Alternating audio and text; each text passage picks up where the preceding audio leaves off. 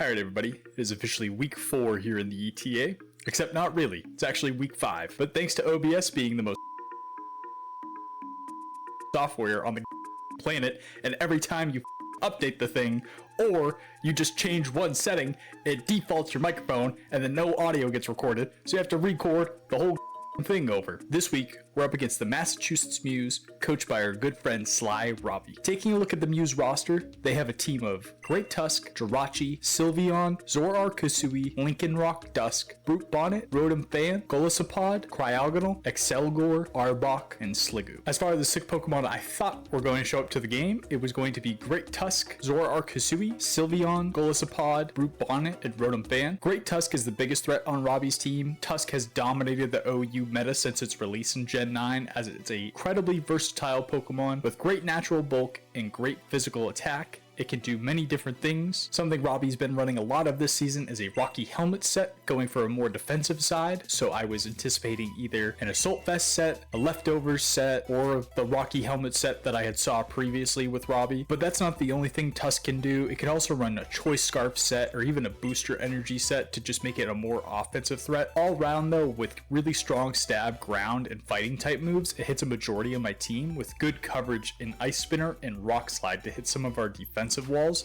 like Gligar and Moltres. Sylveon is another incredibly bulky and annoying Pokemon. It has great HP and great special defense. It can also be a really good physical defensive wall if you're just running a max defense stat with a bold nature. Overall, great Wish Passer. You got your Wish and Protect to heal Sylveon back up and to also wish the other Pokemon on your team back up. You have the Hyper Voice Pixelate to hit things with your Fairy type moves, and now you have Mystical Fire for coverage moves for any Steel types.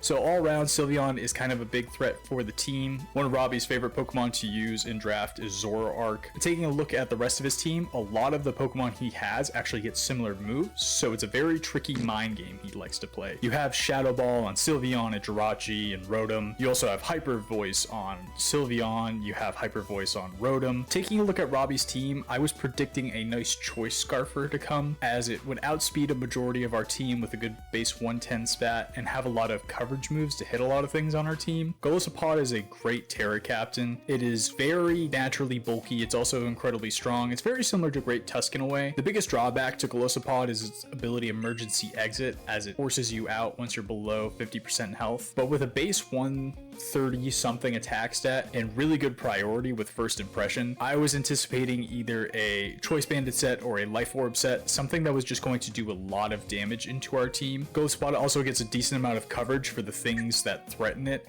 As I mentioned before, 2 of our defensive walls are really weak to water types, which Golisopod also has the water coverage, so any Choice Bandit or Life Orb liquidations were something I was truly fearing against for Moltres and Gligar. Brute Bonnet is kind of an underrated Paradox Mon. It's one of the Paradox Pokemon that people don't really talk about that much, but it's honestly kind of a sleeper pick, and I know Robby really enjoys it. I think this is his 2nd season using it. You have Spore for coverage to put things to sleep and potentially set up on. All you really need is your stab moves. You know, you have Crunch and Seed Bomb to hit a lot of things, and then you have really good priority with Sucker Punch. So just running a Booster Energy set with max attack, it could put a lot of damage onto our team, which was something I was pretty worried about, as well as the Spore to put things to sleep. And then the last Pokemon I was expecting to see was going to be Rotom Fan. Rotom Fan's natural coverage allows it to stop our greatest threat on our team, which is Torterra. With the ability Levitate and the natural flying type it already has, it resists the ground type moves from a lot of our Pokemon, and it also resists the grass type moves from Torterra. Overall, it's just a really good answer to a lot of our physical threats, as it has a lot of support moves like Toxic and Thunder Wave and Will-O-Wisps to stop them, as well as Air Slash to hit Torterra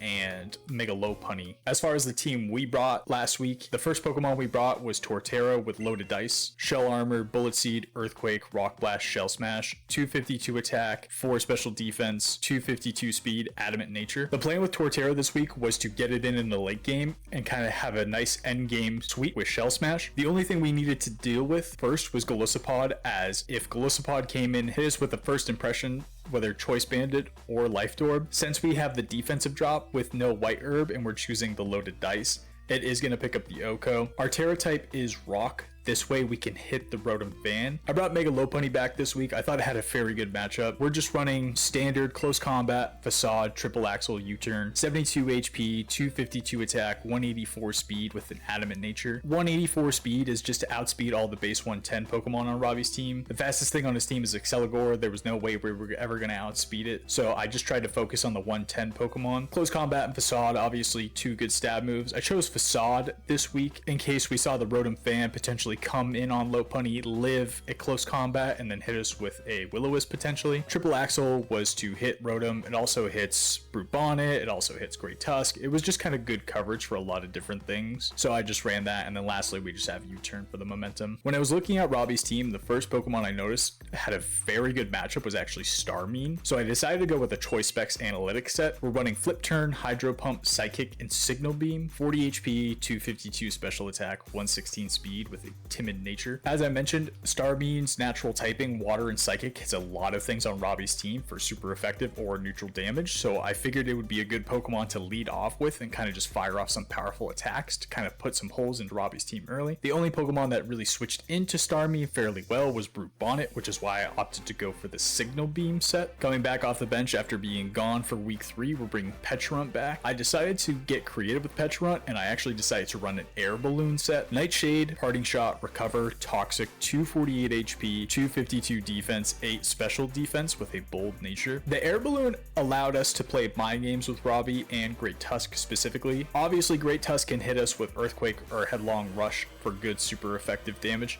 However, if you can't touch us if we're on a balloon, it makes it really hard for Tusk to even come close to Pecharunt, as you can't hit us with any fighting moves, and now you can't hit us with your ground moves.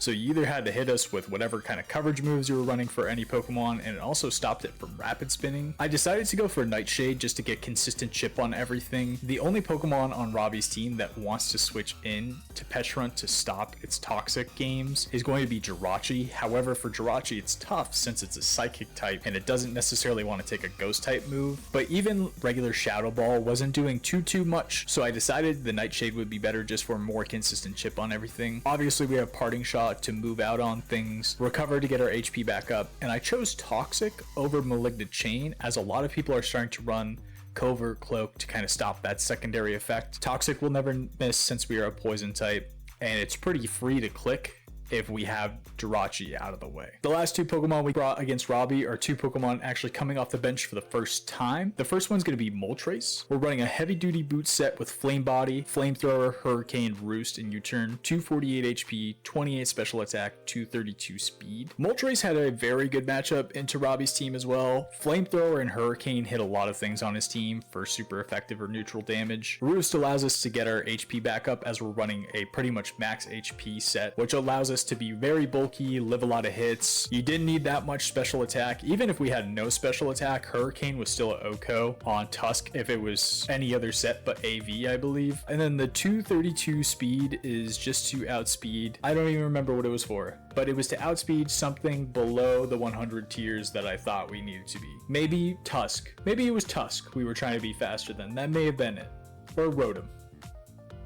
One of them. And then the last Pokemon we brought is actually going to be Berserker. Sylveon is always a really big threat. I forget how much of a threat it is till I truly play a team that has it and I realize how fucking annoying it is. So we opted to go for an Assault Vest set with Tough Claws. We have Crunch, Iron Head, Play Rough, and U-turn. 248 HP, 252 attack, 8 special defense, adamant nature. The 4 moves we're running just hit a lot of things on Robbie's team I thought could switch in on us. Obviously, you have the Crunch for the Jirachi to hit with super effective damage. Iron Head deals with Sylveon. Play Rough was to hit things like Bonnet and Tusk if they wanted to switch in. And then the U-turn is just a nice slow U-turn because we're really slow. That was the team we brought. I'm going to bring you guys to the game, but it's going to be a little interesting because you're going to see me yapping, but it's not going to match up. I'm actually going to do a voiceover of everything that occurred during the game, just the way it is. Again, fuck you, OBS. I don't know what random employee is going to hear me complaining about this, and I know it's probably not your fault, but I'm taking out my frustrations with you. So that being said, I will see you guys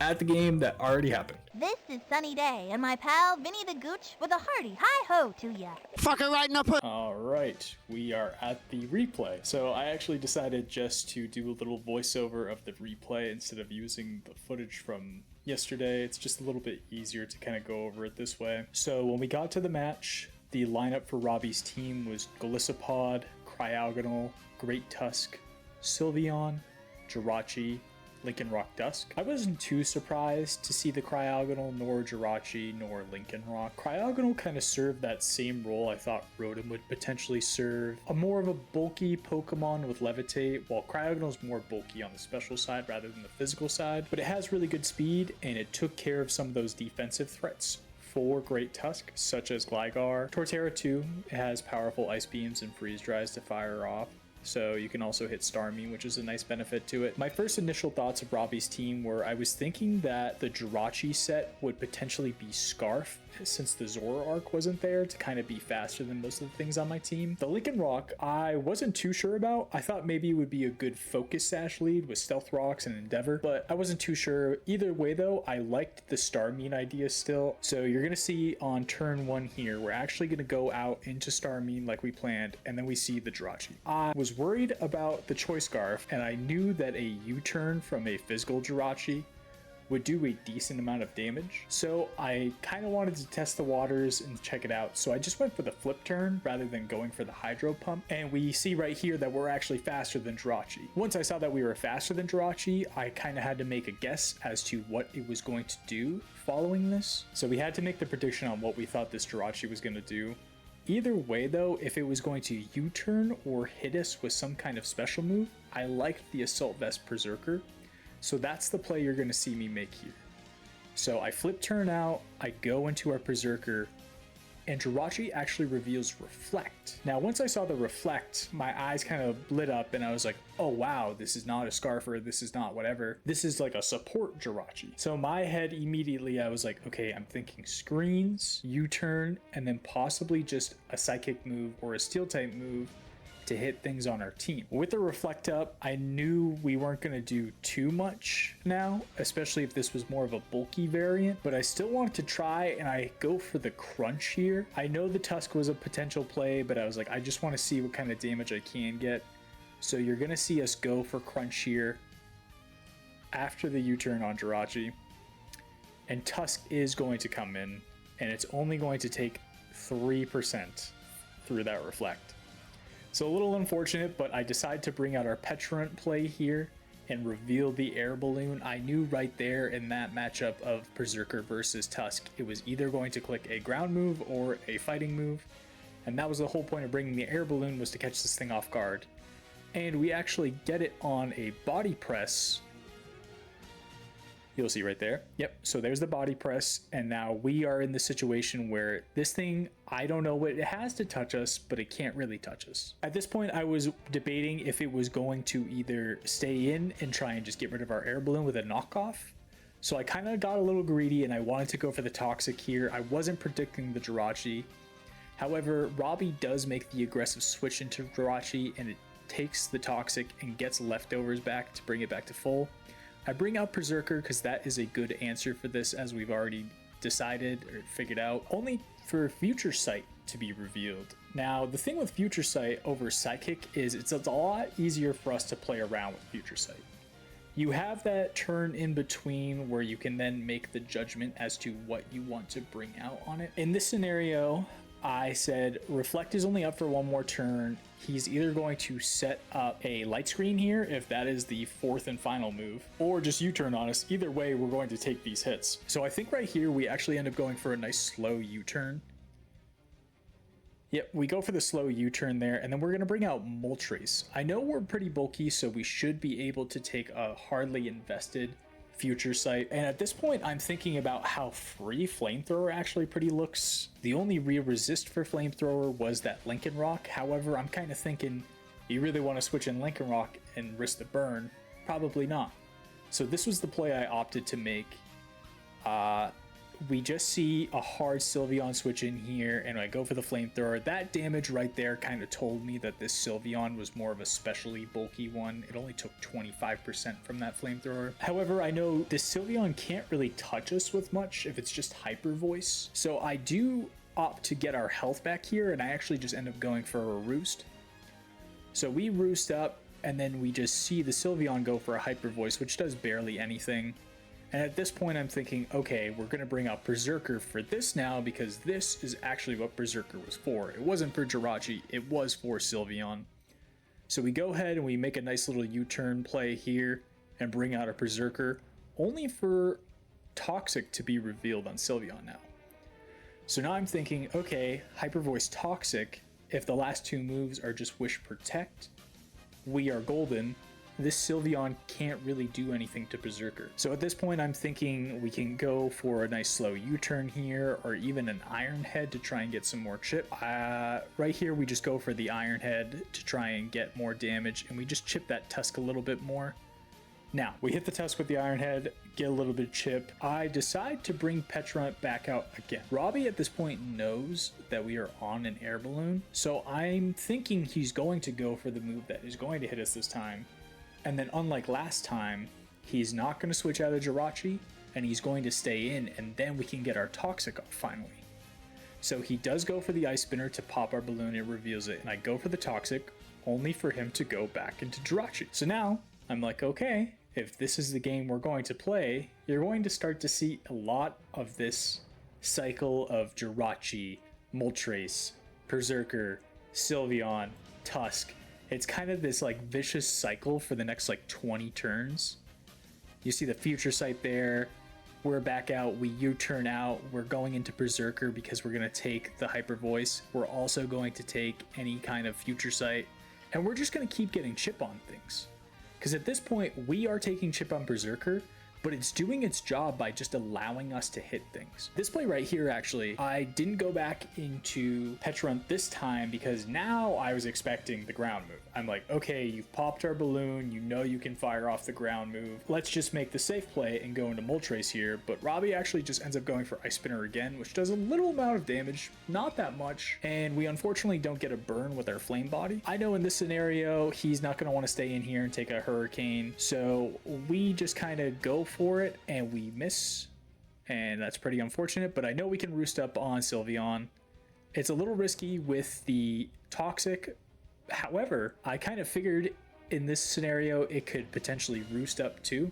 Excuse me, Wish up. But that's when we actually see Rest. And it is revealed that it's a Resto Chesto set. And I did give credit to Robbie in the initial recording of the battle because I thought that was pretty cool. It's a cool idea for Petrant, so you can eat a Malignant Chain. If you're Toxic and confused, no worries, you rest it off and you're gone. However, the only problem with that is now that you've already rested up, if you rest again, you are just asleep for 2 turns unless the last move was Sleep Talk, but I wasn't sure if that was going to be the last move or not. But regardless, once I saw these 3 moves, it absolutely guaranteed. I was like, okay, I'm going into Berserker here. He can't really do anything. We can get our chip with U-turn, bring it back out, and he's just going to go for a Toxic again, and it's not going to do anything.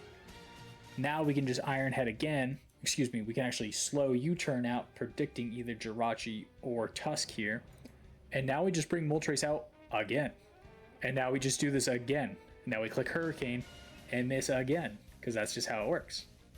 I click U-turn, I get my chip, I bring out Berserker, I take a little bit of chip from Hyper Voice, but that's okay, because we're getting chip on everything too. We're U-turning out, we're bringing out Moltres again. This is like I told you guys, you're going to keep seeing this constant switching between these 2 Pokemon. So I'm going for Flamethrowers, I'm going for my U-turns, I'm bringing Berserker back out. We're taking like 20-ish%, so we can only take about 2 more of those, but like I said, we are getting so much chip on all of these Pokemon that it's opening up a lot of doors for the other threats we have on our team. I go for a Flamethrower there, I get my U-turn again, guess what? Back into Berserker. This is probably the last time we'll be able to bring it out, because now we're at 12 and we'll die to the next Hyper Voice. But we can get our damage on Tusk, and then we can go into Moltres again. Now Sylveon comes out, it can't take 2 Flamethrowers, So we're going to pick up the kill here.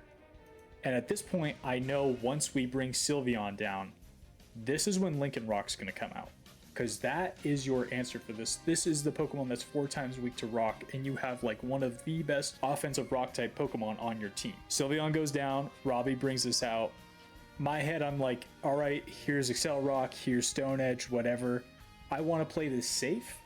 So my thought process here is I'm going to bring out Berserker, as now it's just a sack. It has such incredibly low health that it is so irrelevant at this point. So let's just bring it in here, and it'll probably die to this Excel Rock or Stone Edge. We bring out the Berserker here, and boom, the Swords Dance. I go, whoa, this guy is crazy. He just Swords Danced up.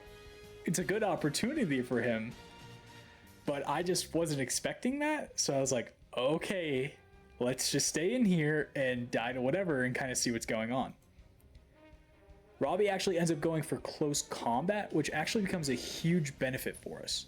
Because in my head, I'm thinking now, okay, if he's confident enough to go for the close combat here and lower his defense, he's okay taking that hit. And that's when I thought about the beginning of the game where I was like, this could be a focus sash lead. And now I'm like, okay, this is a focus sash offensive Lincoln Rock. It was a gamble, you know, it was an absolute gamble. I took this risk, but I brought out Lopunny here because after a quick calc, I saw that a +2 Excel Rock didn't do much to us. We could take like 50-ish% and still knock this thing out because we were packing the triple axle. Now, the triple axle, if we didn't have this defense drop, wouldn't have actually killed Robbie. So that's why this was so big for us. I was a little nervous clicking triple axle because you know you have the chance to miss or you can only hit like 1 or 2, but we are gangsters, man. Mama didn't raise no bitch. So we click that triple axle and we get a crit. We get another 39 and a 30 and we pick up the kill. And now I'm feeling good. Jirachi comes back out here and we are faster than this thing. I'm realizing that this is a bulky Jirachi. It doesn't really have a lot of speed. So we can just hard U-turn out and we can bring in Moltres because I still haven't seen the light screen to lower the special moves. And all there is U-turn. So in my head, I'm like, okay, we just go back into Moltres easy here.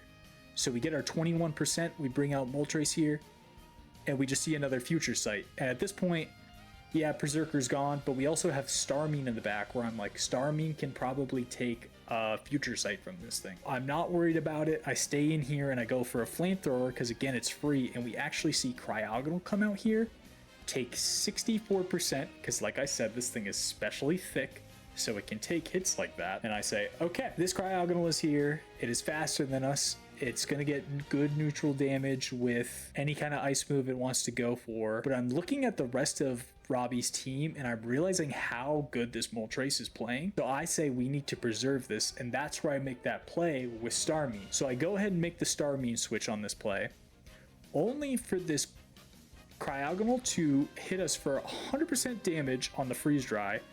And that to me instantly just screams, this is a choice spec set. And I say, okay, this thing is packing heat. We're gonna bring out our bunny here and we're gonna click close combat because no one really wants to come in on this. So we click close combat here.